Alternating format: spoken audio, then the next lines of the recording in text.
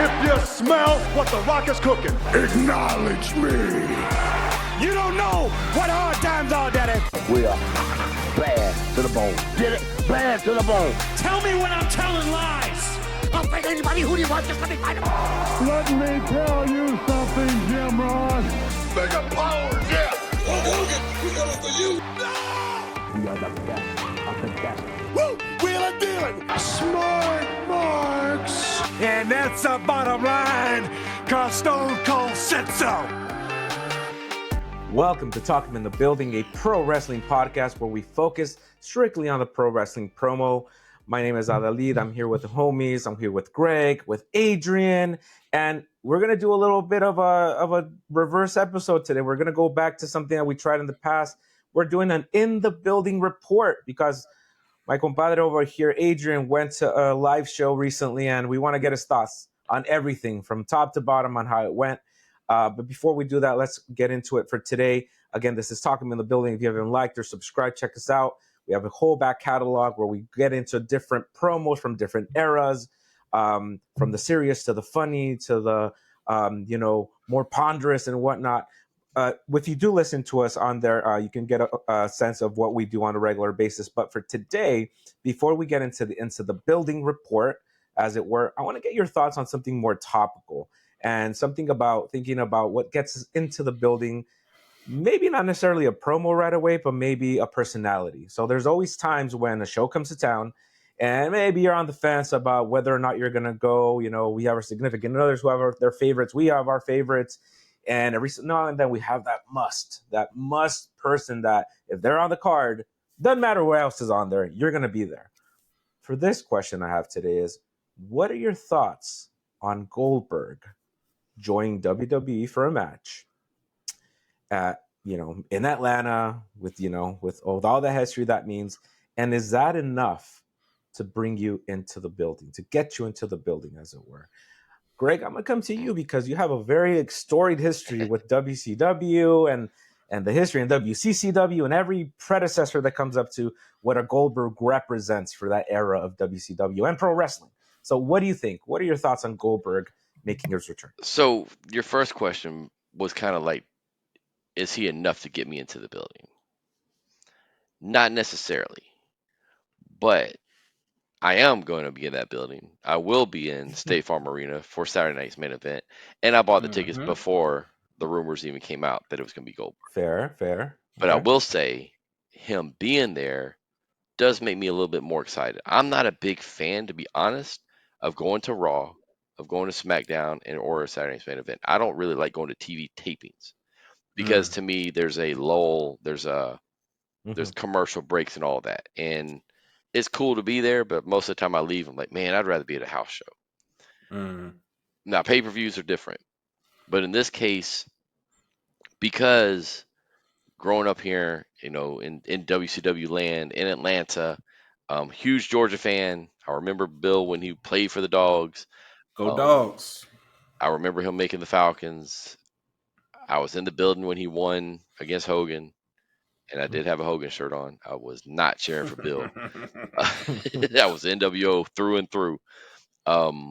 Me and about 3 other people in the whole building were the only ones not cheering, I promise you. But that was one of the loudest reactions I've ever heard. So I'm actually looking forward to it because it's nostalgia. Yes. And it is, I'm glad it's on Saturday's main event. I know some people are crashing out because of it. I'm glad it's not on Mania. I'm glad it's not on a pay-per-view. I'm glad it's a Saturday night's main event. It's a special attraction. It's a one-off. I'm cool with it. And I've always said, and Adrian and I have gone back and forth with this with Brock in the past and with Goldberg in the past and others. I kind of feel like sometimes they can exist over here in their special universe, like special attraction, come in, do your thing, and go. And I feel like that's what this is, especially since they're putting it on Saturday night's main event. But I think what's talking me into the building is nostalgia. It's that WCW connection.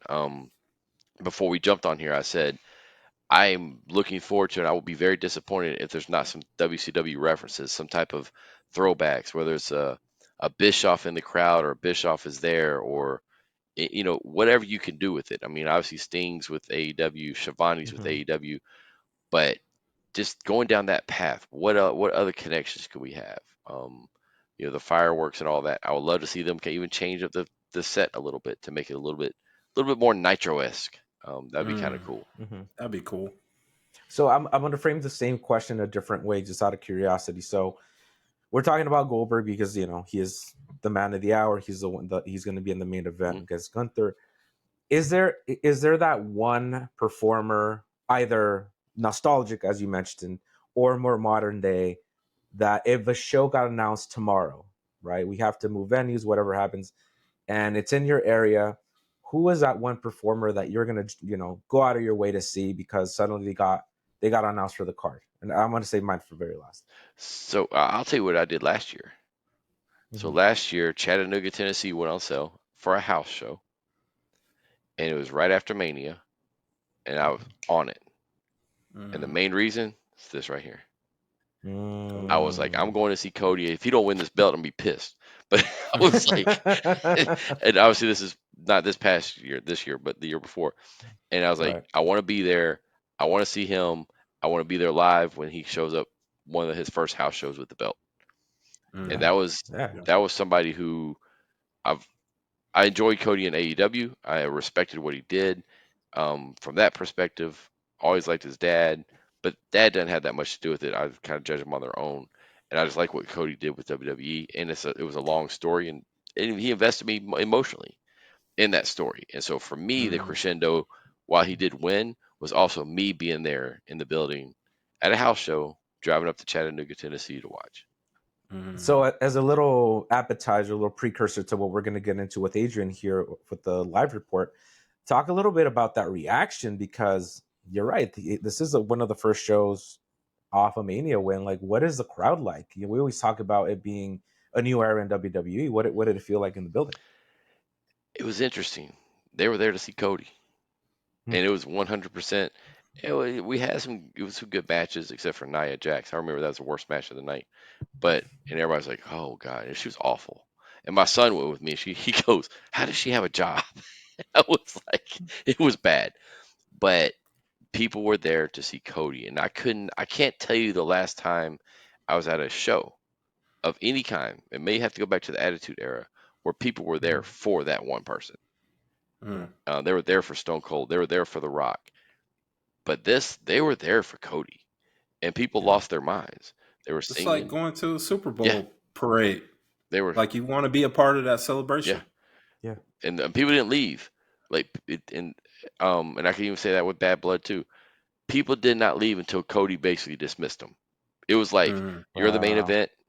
And in Chattanooga, he talked about, it was really cool because the building we were in, it was funny. I was there before for Halloween Havoc with the Chamber of Horrors, but it's the same building. And Cody talked about where he sat as a kid in that same building. He had this conversation afterwards.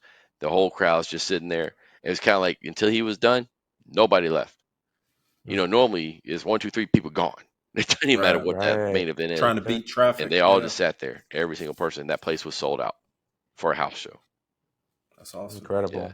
And it was cool. What a and that's what was fun about it, is because what taught me in the building was Cody.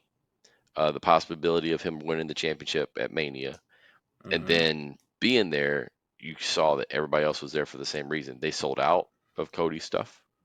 I couldn't tell you the last time I saw, now you can't now, but prior to that, the last time I saw the merch that crowded, that early, and people spending that much money. It was like, I see people spend. Not in the Fanatics era. No, not at all. And people buying, they weren't buying, like, it was Attitude Era-esque. Like, oh, I want that DX shirt, I want that DX shirt, and I want that DX shirt. Or I want that Austin shirt and Rock shirt and DX shirt. This was, I want Cody 1, Cody 2, Cody 3, Cody 4. Like, people were buying 3 and 4 Cody shirts. And it was amazing to me. Like, I was like, holy crap. Because I always like to go to the merch stand. Sometimes I rarely buy anything because you get better deals on WWE Shop or AEW Shop or whatever. True. When I like to stand there and see what people are buying, because you get caught up in that emotion. But I also don't want to spend $45 for a shirt when I can go online and buy it for $30. That's it. You really have Free to work shipping. at tempering that FOMO. Like, oh gosh, Yes. I can get it right now. Mm-hmm. And but Oh, that's where man. they catch you, bro. That's where they catch you. You get the Atlanta Nightmare, or you get the AJ Styles. They have the Yeah. AJ Styles shirt that was red and black, had Georgia Bulldog stuff on it. And Yep. they have I the definitely got that one. Hawks themed shirts and the Braves themed shirts that you can only get there. So Although with that Cena shirt, they're smart because they're putting them all online now. So yeah. even the themed ones, right? That's a solid man. That's a great answer, and yeah, it just solidifies that 2-year run. It's just an all timer, Mhm. and regardless of what happens in the future, like nobody can take that away from him. It's insane. Adrian, I'm gonna come at you. So you're in Atlanta. You have the same story history. You watched the come up of a Goldberg and even the WWE Goldberg.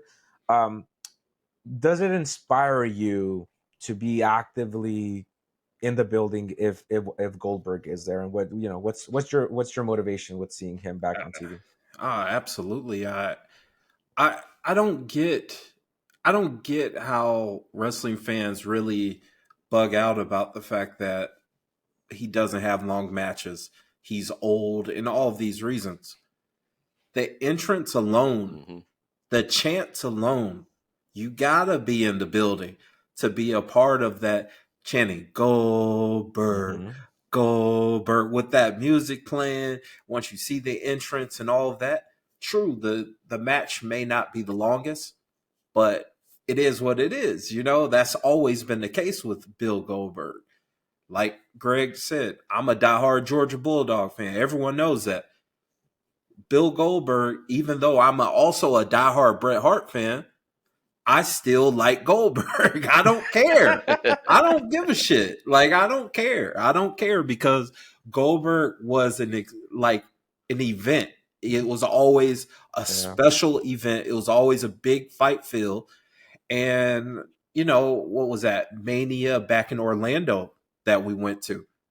That match with him and Brock was one of my favorite events that happened, or explosions that happened, because it was so much that went on before the bell even rang. Like, it was finisher, spear, F5, spear, F5, and then the bell rang. And then it was a short, quick match. And people fall, I don't know, man. People are weird. They look, well, he only wrestled 6 minutes here and 6 minutes there.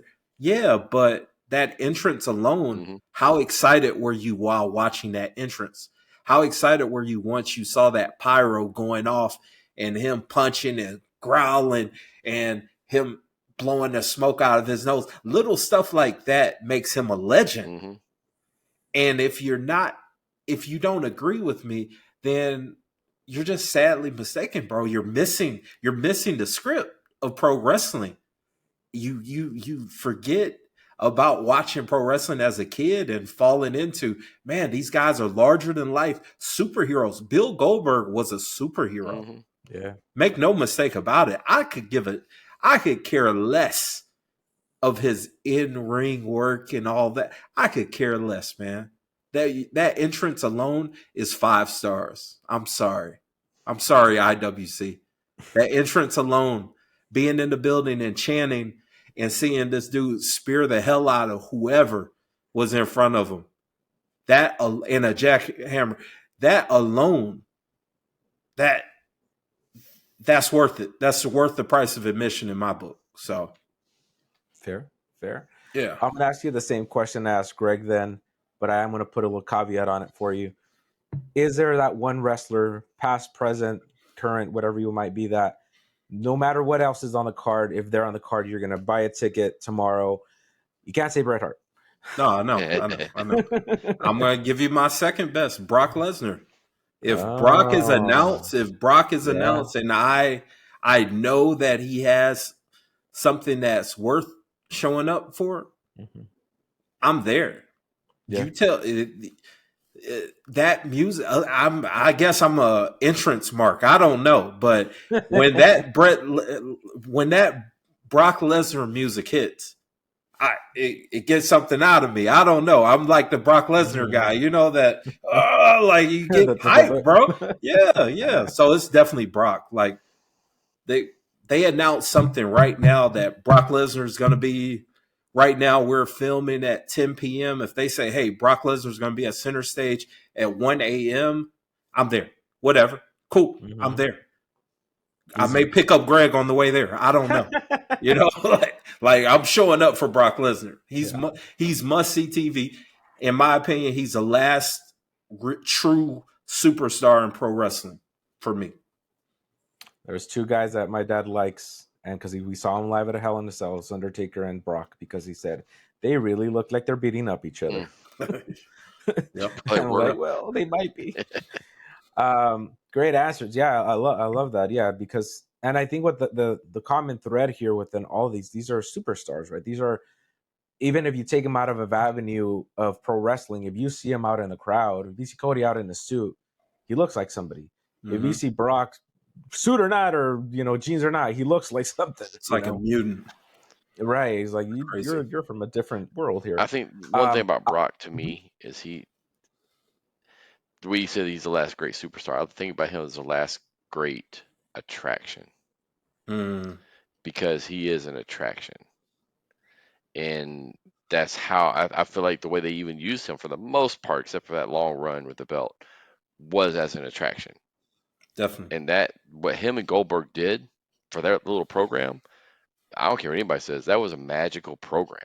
Heck yeah. That was storytelling 101 with short matches. With two guys who busted their butts to get in shape that didn't need to have long matches. Mm-hmm. And to your point, in Orlando, that was, to me, one of the matches of the night. It was insane to watch, man. It was a true spectacle. Yeah. Like, it was the definition of spectacle. Right on. Yeah, I just hope he doesn't get concussed. That's all. Agreed. Don't hit his head on the door. Don't hit the door and you'll be out. Mine's easy. It's got to be Rock. I mean, we're lucky in LA because he's always doing something around here, and he'll I'll go to Staples or wherever they're doing the show. Great. Well, I'm gonna go ahead and pivot over here and bring us to the topic of attention today. So we're gonna again do one of our Into the Building reports. Last time, Adrian, you came with some great questions. I'm gonna try to pose them to you too again. Did Worlds Collide, and you got a chance to go to a local show, a show that you know very well. Atlanta Wrestling Entertainment, and the big attraction here we're talking about. What's going to bring you into the building was a returning Gigi Dolan, right? Yep. Or Priscilla Kelly, as she's going to be known on the Indies. Right. Can you give us a little background on what is AWE, just for those folks that don't know? Okay, AWE is Atlanta Wrestling Entertainment. They've been running shows for the past 11 years, which is insane to even think that a wrestling company, a local promotion, is lasting over a decade or whatnot. Even though it's a local promotion, you've had some great talent come through there. Like, Greg has been to shows, I've been to plenty of shows, and back to the talent, like we said, Gigi Dolan, formerly Gigi Dolan, she's Priscilla Kelly now. You had Kiera Hogan that was there at one point. I know Donovan Dijakovic. Yeah, he was there. Who else? Jimmy Rave. Shout out, rest in peace to Jimmy. He was there. Who else, Greg? Who else can we say that's been there? I remember seeing Michael Elgin was there. Elgin was there. Darby Allin was there at one point. I can't think of his name, but he was down in NXT for a while. He was bald.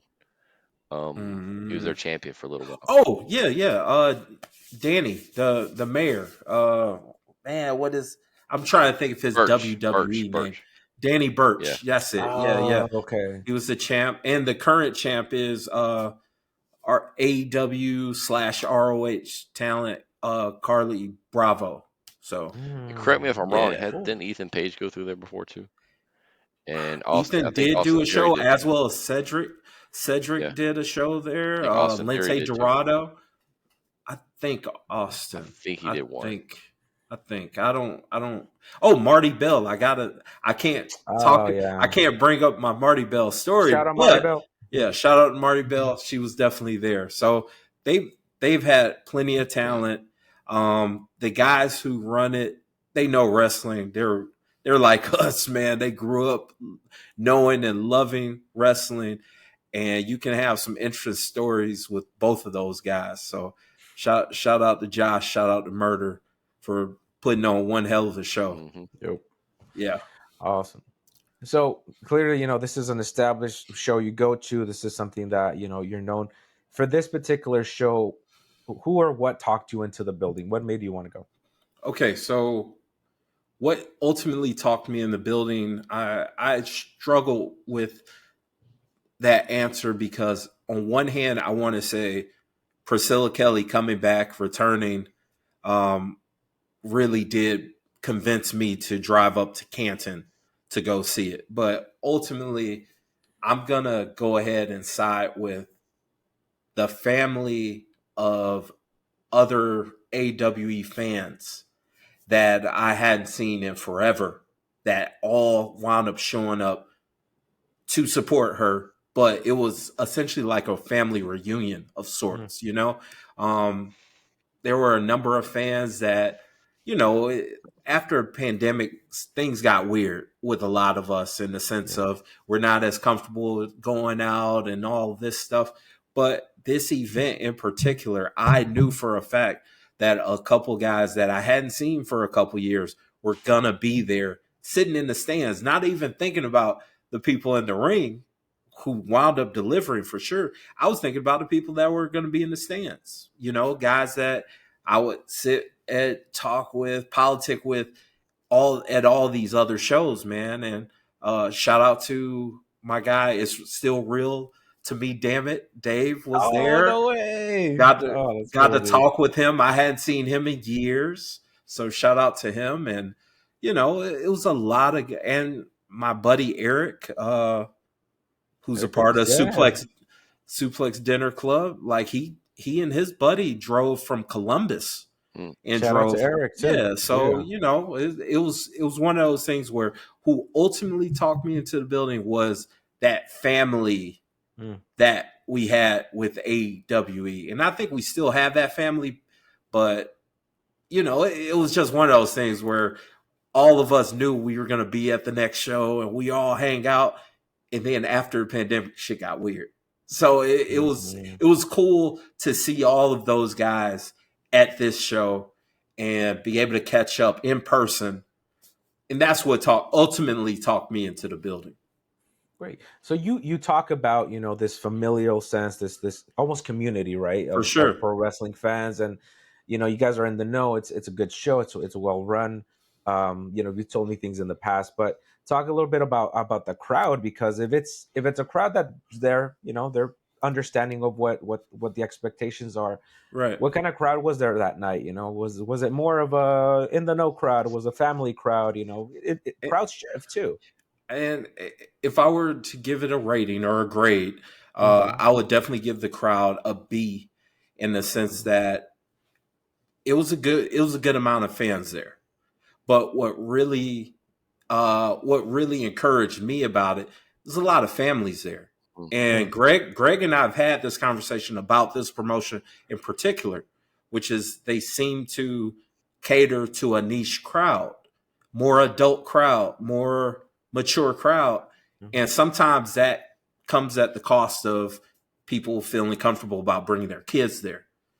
I will say the venue that the event happened was the Action Building, which, if you know, it's a church. It's a church, and it's ran by shout out to Gary Lamb. He's a big wrestling fan himself, and he's doing great work. But I think because they were in that venue, it was a little bit more family friendly. Like, you could tell guys weren't as comfortable with talking their talk in some senses. When they came to, if you go to an AWE show, you're gonna get some 4-letter words, But at this show in particular, not so much. And for me, I enjoyed that. I enjoyed the fact that kids were comfortably there enjoying the show. Some kids were running around in front of me. that's the kind of feeling that encourages communities to support things. So for me, I enjoyed that. I know some fans, at least some of our diehard AWE fans, are, oh, well, they're not doing this and that. For me, I loved it because families equal more money opportunities. Families equal future fans. So for me, that's a B. And shout out to them for making those adjustments. Maybe because it was the house of the Lord that they didn't feel comfortable doing too much. But I mean, I like it. I like the fact that they made that balance. It was a nice balance, whether it was authentically AWE, but at the same point welcoming for families, casual fans, stuff like that. That's how you keep your business growing, which is the key, you know? And as a show, I think you have to also be prepared to be able to pivot and produce different scenarios or different versions of your show, like a good comedian, right? If you're going to be on national TV, you're not going to throw the F-bomb around too much. Exactly. So on that note, so they're in a different venue. I take it that maybe they're not usually in, or is this a venue that they've run before? No, they've had a show or so there at the Action Building, but their past venue is no longer on the table. They're actually looking for a home, permanent home per se. And I will say, Gary did say, hey, as long as they're running shows, they're more than welcome to come here. I mean, he's doing good business. So shout out to Gary Lamb for giving those guys that opportunity to run that venue. And it's a whole bunch of fans in that area, as in families and people willing to support good pro wrestling. There were some really good fans there. So yeah. So knowing what the production looked like at the old venue, right? The more established venue that can't happen anymore. What did it look like here in terms of the music? If there was any setup with beyond the ring or in the ring with the stage setup, what did it look like production wise? How would you rate it? Given production a grade, I would definitely I'll give that a B. Also, it was a big upgrade for AWE shows. Because once again it's a church, they have your big screens there. I'm sure that's where people can read the songs,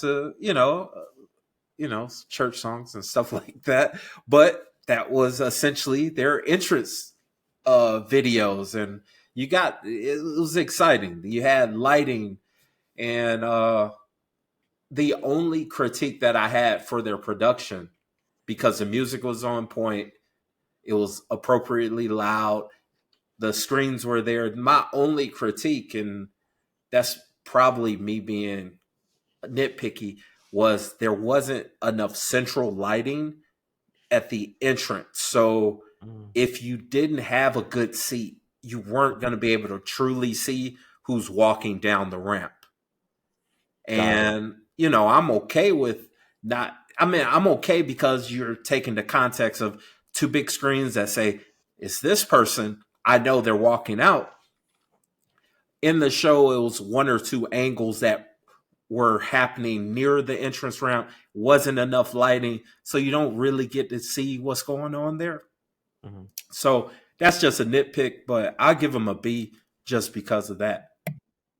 It's impressive because carrying that much gear for a one-off show or something you don't do regularly, it's hard, and it's hard to make it look good. Just think, because it's a church, a lot of that stuff is a lot of this production equipment, including the sound and all of that stuff, is being utilized by the ministry. So it's perfect. Yeah. Like I said, it's a perfect venue because when it comes to lighting, audio, all of that stuff is on point for the most part because they already have everything set up. It's just them putting the ring in the middle there and setting some steps up. But, that's a step up from fluorescent lighting in a VFW hall. So absolutely, dude, absolutely.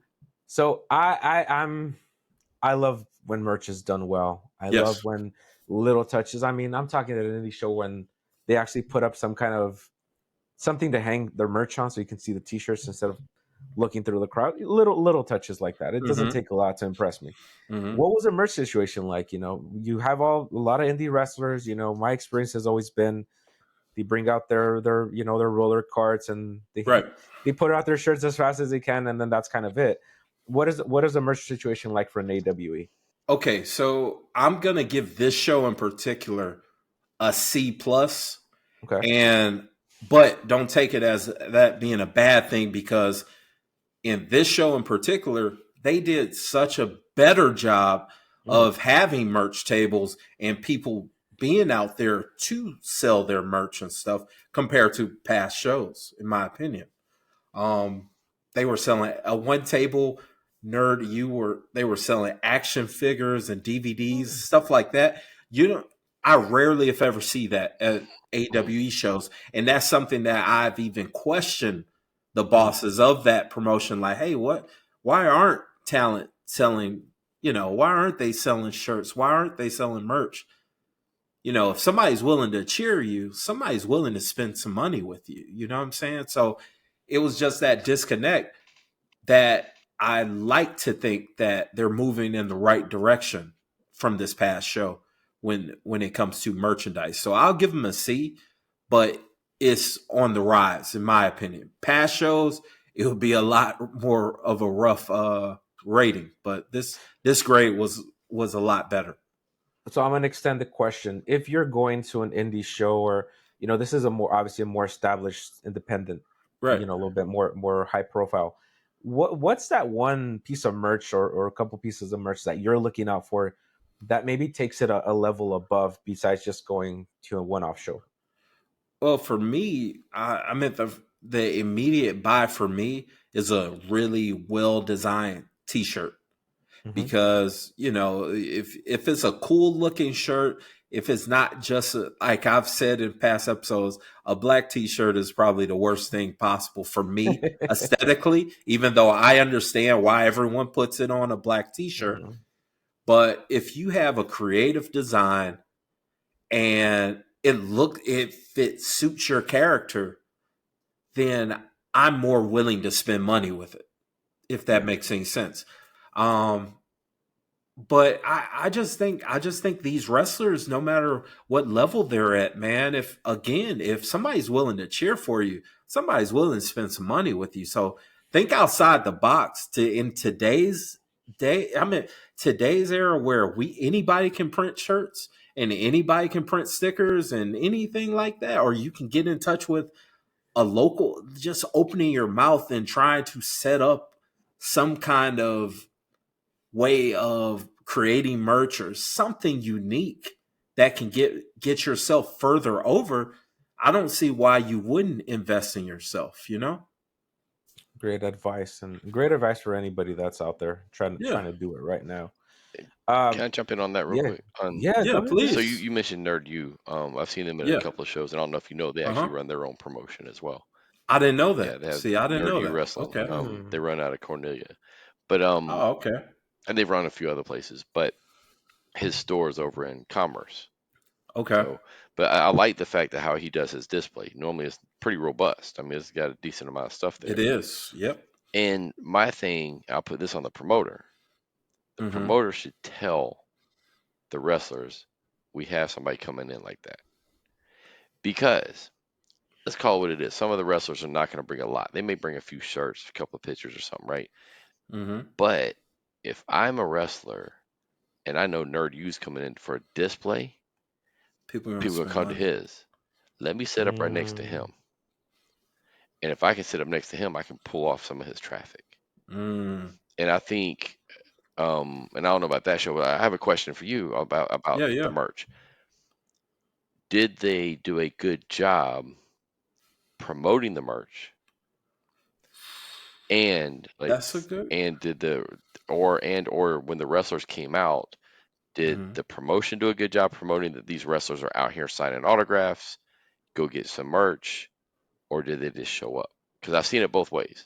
That's a good question, and honestly, that's a legit critique. That's something that I myself have brought to the promoter, Josh. I've said, like, hey man, why aren't these guys out here, selling it. Like 8x10s, we can figure something out about some 8x10s, you know. And this, like you said, it's up to the guy with the mic to say, "Hey, guys are out here signing autographs. Go get you one." And that is a fair critique. I do think that my C is even more in that case because it's room to grow for them, for everybody involved in that company when it comes to something like merchandise, because that's what's really gonna put things over the top. Because there's a perception.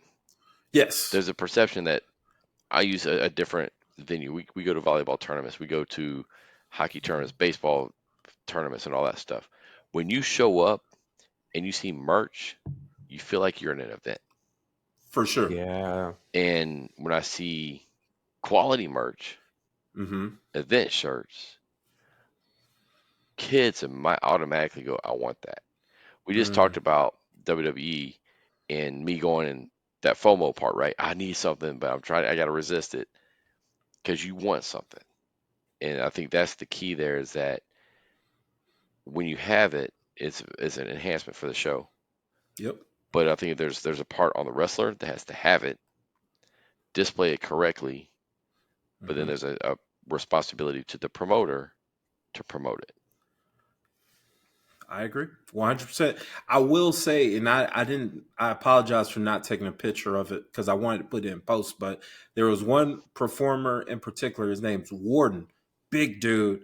I want to say he trained at the Nightmare Factory. So somebody's around him that's smart, right? He didn't just have a table with some shirts and he was taking pictures with kids.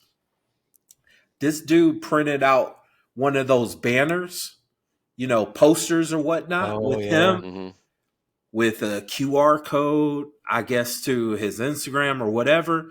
And it was set up right there. Like, it was very professional. And I think that's something that all of that talent there, again, all of that talent there should be taking note of that. You know, if somebody's willing to cheer for you, somebody's probably willing to spend money on you. Yeah. If you put out a cool shirt, and I go to the shows all the time, why wouldn't I buy a shirt? You know what I'm saying? So I don't know. I think he set a good example, because going to that show, I wanted to look and really see, like, okay, who's actually going to be out here trying to sell something. And to that end, you start seeing maybe, and this is just me, you know, through the looking glass a little bit. Yeah. Who is really looking to invest in themselves? Because I've been to shows where over 2 or 3 years, they still have the same shirt. They don't change it. And I begin to question, all right, if this is your ceiling, so be it. But I don't know, it doesn't make me want to cheer for you more necessarily. That's a fact. Great. So thinking about now, you know, it's an extension. We're talking about being set up for things, and I kind of know the answer to this one, but concessions. It's usually cold popcorn and a hot dog that you probably, or a pizza they bought at Costco and then they're going to resell, or Little Caesars, right?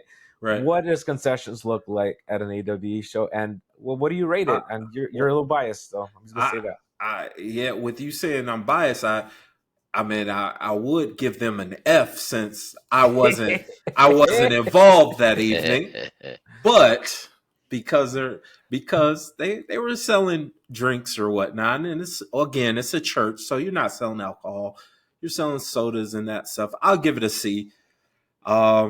Although I think popcorn would have made a lot of sense, gentlemen, because, you know, kids like popcorn and stuff. We all know this.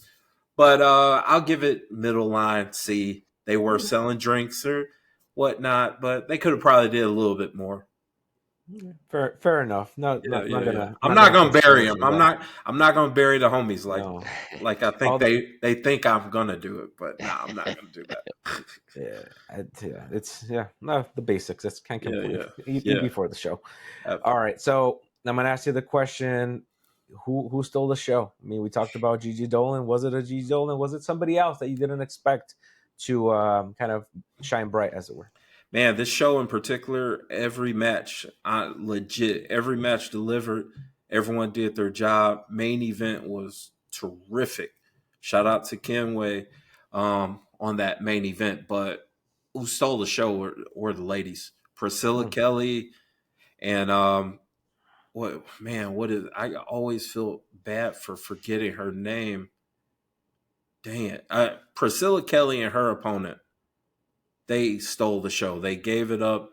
It was a fiery match, great finish, and I mean, you could tell that a lot of the crowd was there for her. And I think a lot of the crowd was there to at least hear if she had anything to say about her release and her next moves or stuff like that. She didn't entertain any of that. She just gave up a great match and said thank you. And in fact, in post, I'm going to show the entrance or the introduction by Josh, who also calls it like our favorite Harlan, because we're fucking hell. This is the one and the only wrestling's demon herself. This is the daughter of doom. This is the golden child to keep us going. This is Jimmy's young sister. This is the one and the only. Fuck Gigi. This is Priscilla. Goddamn Kelly.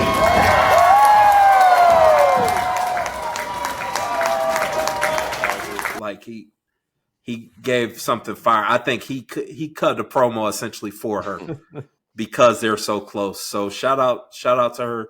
She definitely stole the show. She did her thing, and she definitely I would say she won over more fans than she lost with that match.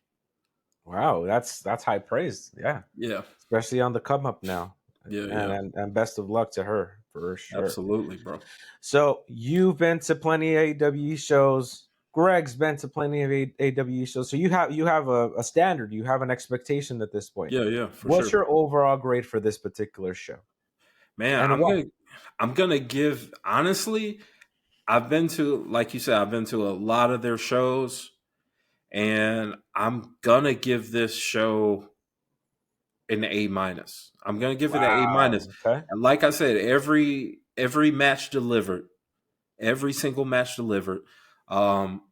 Bravo and Zach Wentz had a terrific match that was well placed.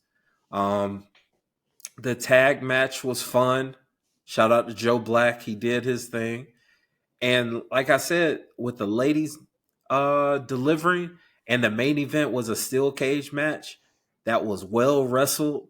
Both guys were hot. The crowd, for some reason, I don't know why they. I don't know. The Canton crowd is a little different than the Atlanta crowd, I will say, with who they cheer for. But it was a great match. Crowd was hyped the entire show. The energy was there. There were no real lulls. Even if it was a match that was set up to be okay, y'all chill out for a little bit. Right. It was still on fire, and it was a great show, man. It was a great show all around. And I'll put it over the top. At the end of the show, I will give AWE credit. They always do a pretty good job of setting the next show up. Mm-hmm. The ending of their show, I don't think I recorded it, but it pretty much brought action outside of the finish of the steel cage match to essentially the Kenway being kidnapped and snatched and put in the back of the truck and them speeding off. Yes. Oh my God. So they gave you a cliffhanger too. Yeah. Wow. So like I said, it was over the top. It was awesome, man. It was a good show. And you wouldn't believe how many of those fans that were standing out there in that parking lot, like, oh, God damn, I can't wait till July, like saying that. So they did a great job. So hopefully they talk some more people in the building for next month.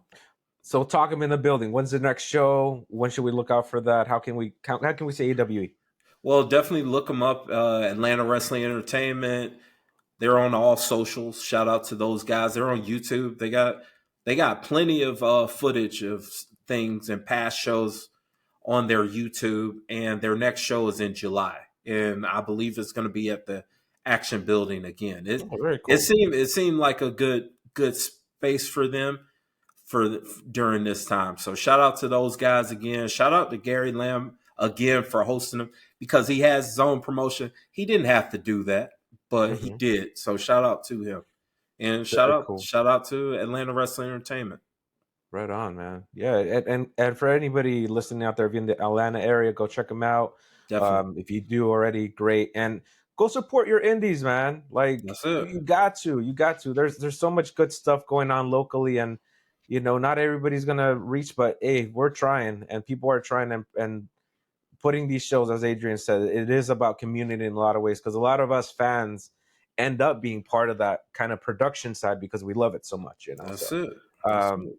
So that was our In the Building report by Adrian. And I know, Greg, you got a couple shows coming up, so maybe you can grace us with your report coming up soon.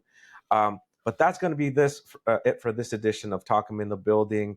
Again, we're a pro wrestling podcast that typically focuses on the pro wrestling promo. We talk about the talkers, we hype the hype men, and we pontificate on the promo. So go ahead and check out the back catalog, like I said, and like, comment, subscribe, check us out on the socials. But for right now, let's see what talks you into the building, and leave it in the comments. What local indies, what other shows should we be looking out for? Maybe on YouTube, maybe online. Let us know. Keep us in the know. But from Greg, from Adrian, this is Ali. See y'all next time.